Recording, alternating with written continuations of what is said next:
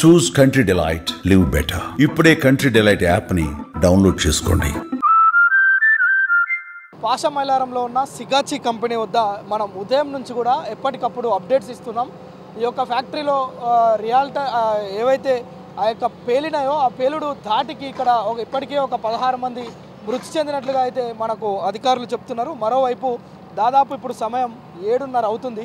రాత్రి ఉదయం 9:30 నుంచి ఇప్పుడు రాత్రి 7:30 వరకు కూడా ఇంకా సహాయక చర్యలు కొనసాగుతున్నాయి. ఆ సహాయక చర్యలు ఏ కొసకు కాలేదు. ఇంకా కూడా బయట నుంచి జేసీబీలు, భారీ స్థాయిలో ఉన్న జేసీబీ యంత్రాలను ఇక్కడికి తీసుకొస్తున్న పరిస్థితి అయితే ఉంది. అదేవిధంగా ఎన్డీఆర్ఎఫ్, ఎస్డీఆర్ఎఫ్ బృందాలతో పాటు హైడ్రాకు సంబంధించిన సిబ్బంది అందరూ కూడా ఇక్కడే పనిచేస్తున్నారు. ఇప్పటికి కూడా ఇంకా ఆ యొక్క డెడ్ బాడీస్కి సంబంధించి ఇందులో పనిచేసే కార్మికుల కుటుంబ సభ్యులు ఎంత ఆవేదన వ్యక్తం చేస్తున్నారో మనకు కనిపిస్తుంది. ఓవైపు వర్షం వస్తుంది. ఉదయం నుంచి మేము పడరాని పాటలు పడుతుంటే ఒరిస్సా నుంచి, మధ్యప్రదేశ్ నుంచి, మహారాష్ట్ర నుంచి, బీహార్ నుంచి ఇక్కడికి వచ్చి మేము అధికారులను అడుగుతున్నప్పటికీ కూడా ఇప్పటి వరకు అధికారులు ఎలాంటి సమాచారం ఇవ్వకుండా ఒక్కొక్క డెడ్ బాడీస్ని ఆసుపత్రికి పంపిస్తున్నారు. అక్కడ మాత్రం ఒక 15-16 డెడ్ బాడీస్ మాత్రమే ఉన్నాయి. మిగతా ఉన్న 147 మంది లోపడున్నట్లుగా ఇప్పటికి కూడా చెప్తున్న పరిస్థితి. అయితే మిగతా వారందరూ ఎక్కడున్నారు?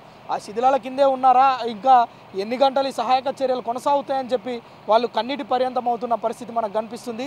వారందరినీ అంటే ఆ యొక్క శిథిలాలు తొలగిస్తేనే ఆ కింద పడి ఉన్న డెడ్ బాడీస్ని బయటకు తీసే ఆస్కారం ఉంటుంది కనుక ఓవైపు సిబ్బంది పెద్ద ఎత్తున ఆ యొక్క సహాయక చర్యల్లో నిమగ్నమై ఉన్న పరిస్థితి మనకు కనిపిస్తుంది.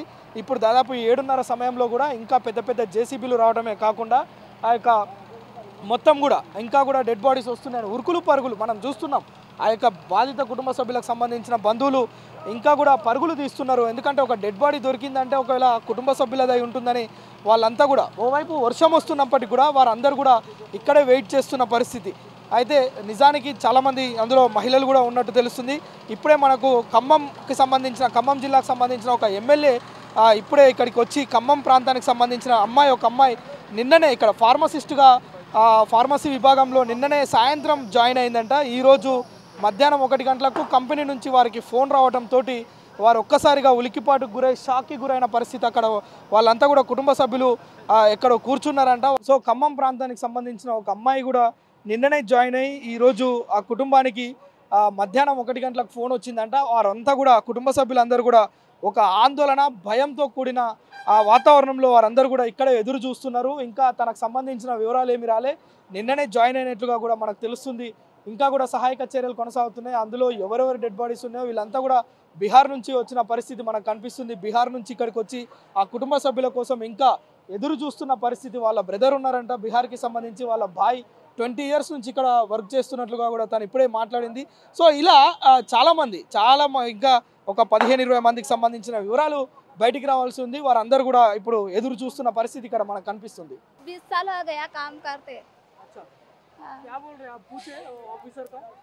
नहीं पूछे, क्या कोई भी डिटेल्स नहीं बोल रहे लोग। लाश मिल रही है, इसमें लाश मिलता तो हम देते।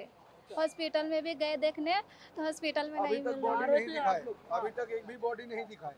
नहीं। जब हम लोग बोले कि हम लोग पत्थर चलाएंगे तब अब बोल रहे हैं बॉडी दिखाने के लिए। और पहले सुबह में जो बॉडी लोड हुआ उसका भी गिनती नहीं है।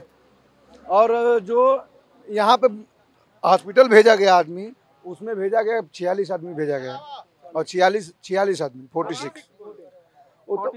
उसमें भी क्या कर रहे हैं ये लोग, लिस्ट बना के दिखा रहा है कि 33 आदमी है उधर, तो बाकी का आदमी और किधर गए? डेड बॉडी कम से कम 12-13 डेड बॉडी इधर मिला। वो बॉडी एक ही एम्बुलेंस में डाल के भेजा, तो वो बॉडी किधर है? और 5 आदमी डेड बॉडी दिखाया। उसके बाद अब जो निकला उसका काउंटिंग बता रहा है, लेकिन बाकी का बॉडी का नहीं बता रहा है पूरा क्लियर। कुछ तो ये लोग कुछ तो पता नहीं क्या, इनको कुछ पैसा मिलेगा कि क्या मिलेगा, क्यों बॉडी घर वालों को नहीं दे रहे।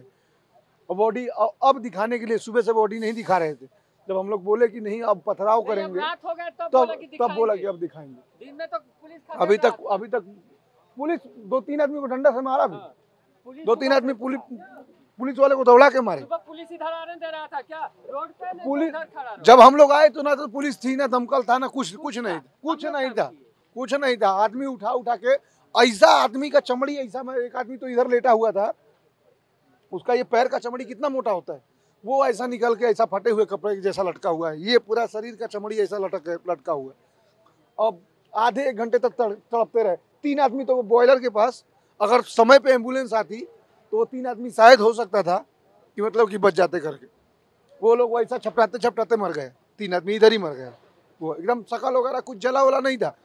वो लोग खाली मतलब एक कालम नहीं होता है, कालम उन लोगों के ऊपर गिर गया तो ऐसा दबा हुआ था। तो हम लोग पाइप डाल के कालम को उठाया तो उनको खींचा बाहर, लेकिन वो भी उनका भी कंडीशन सही नहीं था, तो इधर ही मर गए वो लोग। बाकी ये लोग क्या करता है क्या नहीं, ये लोग अभी बॉडी दिखाएगा क्या करेगा क्या नहीं। సుమన్ టీవీలో మీ పర్సనల్ అండ్ బిజినెస్ ప్రమోషన్స్ కోసం కింది నెంబర్కి కాంటాక్ట్ చేయండి।